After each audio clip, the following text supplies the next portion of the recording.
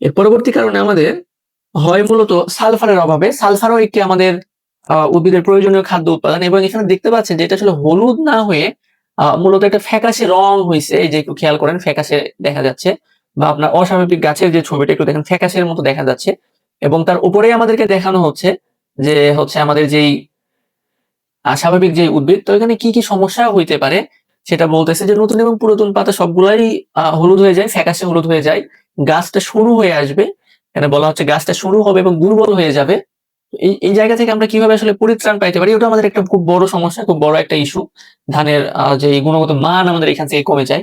তো পরবর্তীতে দেখেন আমরা আসলে এখানে সালফারের ইটা পূরণ করার জন্য জিপসাম বা সালফারযুক্ত মাটি বা সালফারযুক্ত সার আমরা এখানে প্রয়োগ করব। কিন্তু এগুলার অবশ্যই আপনারা অভিজ্ঞ কৃষি অধিদপ্তর থেকে অবশ্যই পরামর্শ নেবেন যারা কৃষি অফিসার আছে। তো এখানে দেখতে পাচ্ছেন একজন কৃষক সেখানে করছে আরকি। কারণ নিচে বলা হচ্ছে যে কিভাবে আসলে প্রয়োগ করবেন এবং কেন প্রয়োগ করবেন আমরা বলে আসছি। এবং মাটি পরীক্ষা করতে হয়। আমরা মাটি পরীক্ষাটা একটু পরে দেখব। মাটি পরীক্ষা করে আমাদেরকে কিভাবে কতটুকু সার প্রয়োগ করতে হবে এটা বলা হচ্ছে। তো জিপসাম কতটুকু ব্যবহার করবেন বলা হচ্ছে ২০০ থেকে ৩০০ কেজি পার হেক্টর, মানে ১ হেক্টরের জন্য ২০০ থেকে ৩০০ কেজি হিসাব বলা হচ্ছে। আমাদের ১ বিঘার জন্য দেওয়া নেই। ১ হেক্টরের কথা বলা আছে।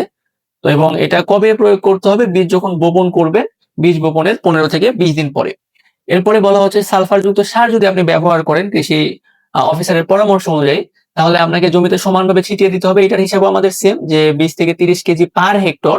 দ্যাট মিনস ২০ থেকে ৩০ কেজি ১ হেক্টরের জন্য আমাদেরকে ব্যবহার করতে হবে। এবং সবথেকে ভালো হয় যদি আপনি জৈব সার ব্যবহার করেন। জৈব সার হইতে পারে পচা গোবর, কম্পোস্ট সার, ভার্মি কম্পোস্ট হইতে পারে। এগুলা ব্যবহার করতে পারেন আপনি আপনার যে ধানের জমিতে। তাহলে আমাদের মাটির উর্বরতা বাড়বে এবং গাছের ফলনটা বৃদ্ধি পাবে। এবং এটার মাধ্যমে আমরা কি, কি আসলে উপকার পাবো সেটা বলা হচ্ছে যে পাতাটা সবুজ হবে, সতেজ হবে, গাছ শক্তিশালী হবে এবং চারা গজানোর সময় কুশি বৃদ্ধি পাবে এবং কুশি বৃদ্ধি পাইলে তো আমাদের আসলে ফলনটা আল্টিমেটলি বৃদ্ধি পায়। এটা বলা হচ্ছে এবং তারপরেরটা একটু খেয়াল করুন। তারপরে কি বলা হচ্ছে যে ফলনটা তো অবশ্যই বৃদ্ধি পাবে, এটা তো বুঝতেই পারছেন। ফলন বৃদ্ধি পাবে।